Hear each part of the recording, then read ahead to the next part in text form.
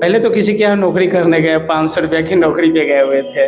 अब आपके ऊपर आपने ये नहीं समझा कि उनके ऊपर फिर से कर्ज हो हमारी पढ़ाई की वजह से। एकदम मतलब वो मजबूरी देखे हैं ना कि कभी भूखा भी सोए हैं। व्यवसाय जो है ना मजबूरी से भी किया जाता है। जो लाइफ में मजबूर लोग होते हैं उसको अक्सर देखिएगा सक्सेस बिजनेसमैन बनते हैं। तो मेरे साथ भी इसी तरह की घटना घटी थी। मैं बहुत पुअर फैमिली से बिलोंग करता था।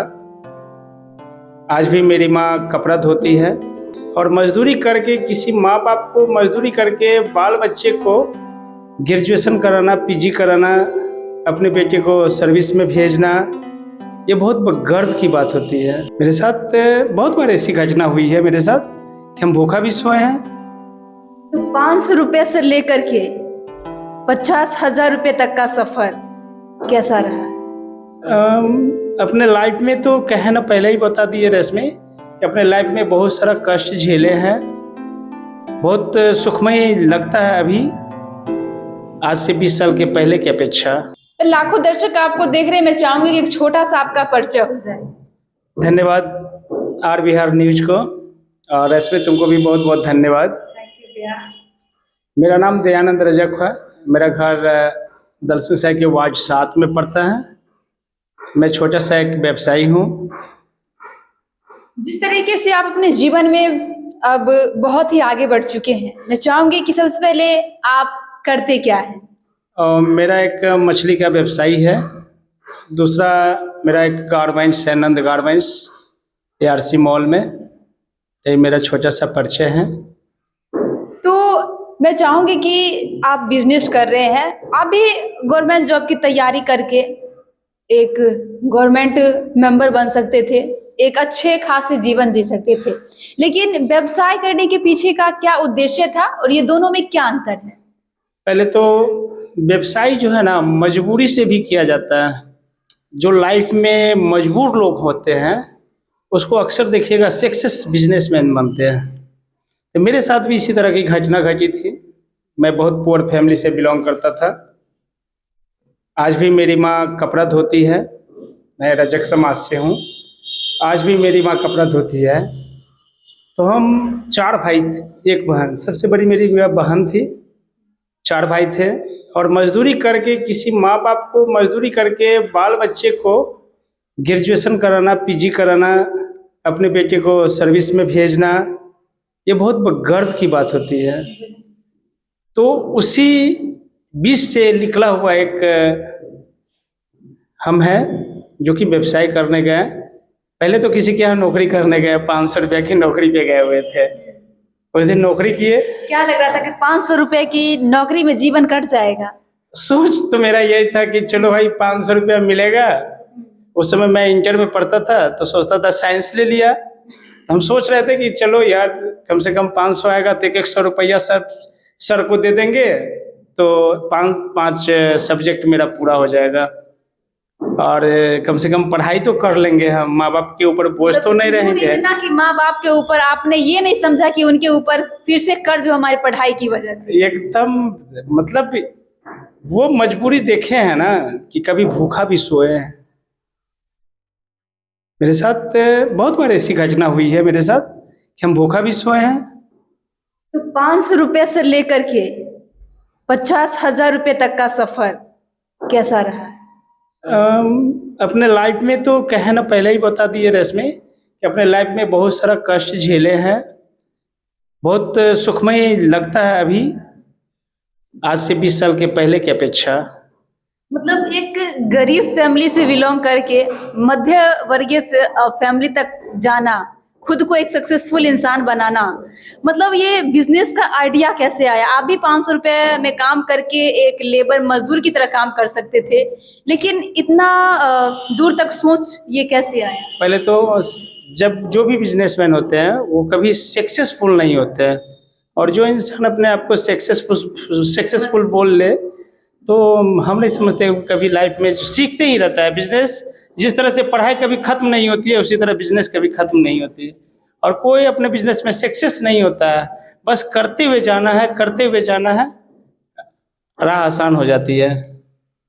तो अभी के जो युवा पीढ़ी है वो खास करके गवर्नमेंट जॉब की तैयारी करते हैं, लेकिन कई बार वो विफल हो जाते हैं, मनोबल टूट जाता है, फिर उनके पास कोई ऐसा रास्ता नहीं रहता है, फिर अपने बिहार राज्य को छोड़ करके दिल्ली, मुंबई, हरियाणा, पंजाब, चंडीगढ़ जैसे राज्य में जा करके 12 से 15 हजार रुपए के लिए नौकरी करना, तो उनके लिए क्या संदेश रहेगा? मायूस नहीं होनी चाहिए। जो भी स्टूडेंट है जो मेरा ये वीडियो देख रहे होंगे, मैं उनसे एक बात कहना चाहता हूँ, लाइफ में मायूस नहीं होनी चाहिए। आप सक्सेस होना चाहिए। वो आप सर्विस करके सक्सेस हो सकते हैं, नौकरी करके सक्सेस हो सकते हैं। अगर आप नौकरी करके सक्सेस होना चाहते हैं और बिजनेस करके भी सक्सेस हो सकते हैं। बिजनेस कर रहे हैं तो आप खुद मालिक हैं, नौकरी कर रहे थे किसी अधीन में हैं। लेकिन आपको बता देते हैं, बिहार में खास करके जो भी युवा वर्ग है उसके पास पूंजी नहीं है बिजनेस करने के लिए। अंदर से हिम्मत नहीं है कि मैं अगर बिजनेस करूंगा कहीं असफल हो जाऊंगा तो क्या करूंगा। बैकग्राउंड नहीं है, ये डर है। इस डर को जिस दिन खत्म कर लेगा युवा, उस दिन खुद पे भरोसा करना होगा कि मैं कुछ कर सकता हूँ आगे। पहली बात। दूसरी बात कि मैंने भी अपने लाइफ में देखा हूँ, मैंने भी अपने लाइफ में झेला हूँ। यहाँ के युवा आयरन करने से भागते हैं, कपड़ा धोने से भागते हैं। मैंने वो किया हूँ। मैं भी जब आयरन करता था तो मेरे सहपाठी जब जाते थे तो हम छुप जाते थे, कहीं मेरा सहपाठी देख न ले कि हम आयरन कर रहे हैं। इसको खत्म करना फिर होगा। स्कूल में जाकर के चिढ़ाते हो? नहीं, मतलब पहले तो अपने आप को खत्म कर लेना है कि मतलब मैं काम करके खा रहा हूँ ना, मैं कमा रहा हूँ, चोरी नहीं कर रहा हूँ। अंदर में ये जुनून लाना पड़ेगा, ये लज्जा खत्म करनी पड़ेगी आपको। आपको दिल्ली बम्बई जाने की कोई जरूरत नहीं है। हमारे सर थे NNA सिंह कहते थे, नरनारायण अवधेश कुमार सिंह कहते थे, इंग्लिश के अच्छे टीचर थे। मैं आज भी उनको गुरु मानता हूँ। अनिल सर मेरे गुरु थे, उनसे भी बड़ा गुरु तो मेरे मम्मी पापा हैं। क्योंकि कभी बोले ही नहीं थे कि काम करने में कोई लज्जा है, चोरी करने में लज्जा है, बेईमानी करने में लज्जा है। आज मेरे यहाँ 4-5 स्टाफ काम करते हैं और हम सबको बोलते हैं चोरी नहीं करना है। नहीं अगर पूरेगा आपको तो आप हमसे मांग सकते हैं, बोल सकते हैं कि हमको इतना में नहीं हो रहा है भैया, हमको कुछ और चाहिए। वही आगे चल के सक्सेस करेगा। मतलब अभी आपने मछली का बिजनेस कर रहे हैं, गारमेंट्स भी है, तो अभी कैसा चल रहा है ये सारा बिजनेस? सब ठीक है, सब ठीक चल रहा है।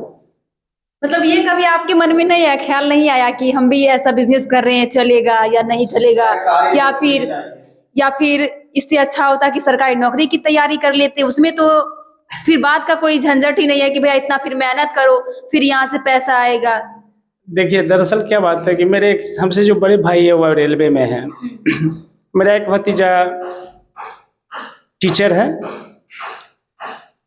तो उन लोग की परेशानी देखते हैं, बोलते हैं कि कभी पैसे नहीं बचता है।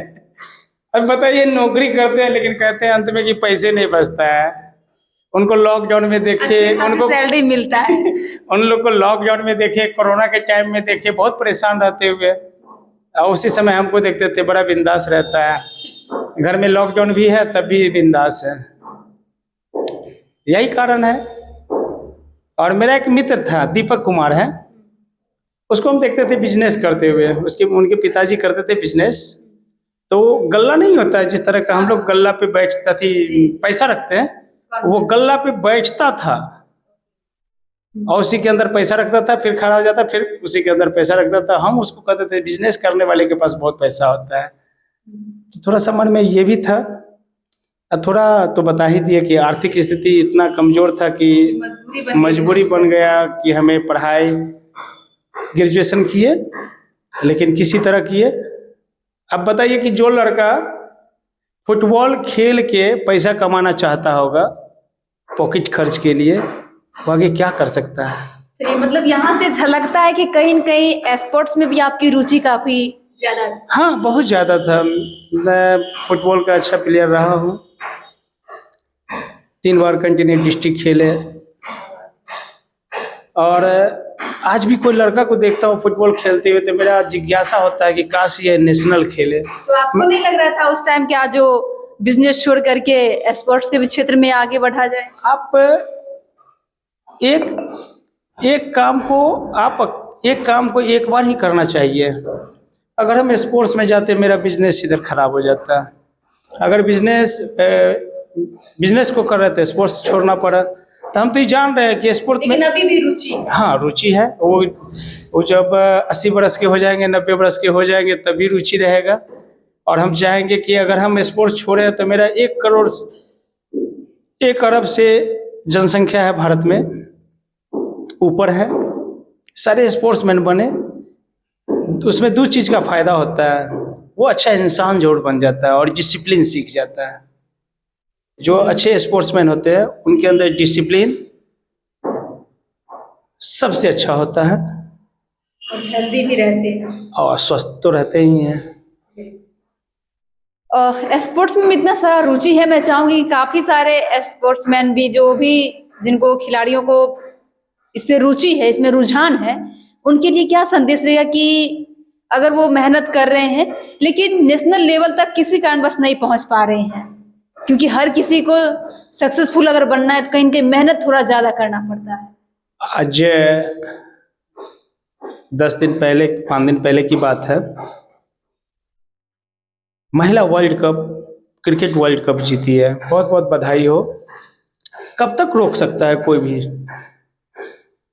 स्पोर्ट्स में तो यही कहा गया कि कब तक रोक सकते हो तुम किसी भी मैदान पे, राजनीतिक में हो या क्षेत्रवाद हो, कब तक रोक सकते हो? पीटी उषा को कौन रोक लिया?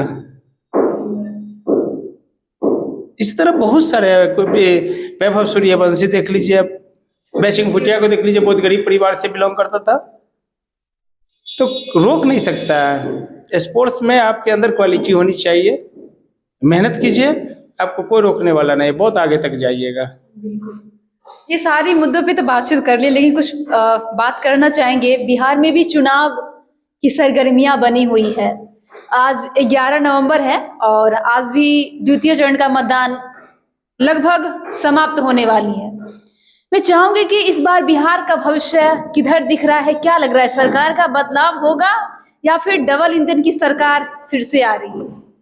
पहले तो आज 11 तारीख है, 14 तारीख को रिजल्ट आने वाली है। जिस पार्टी के जो भी सदस्य हों, जो भी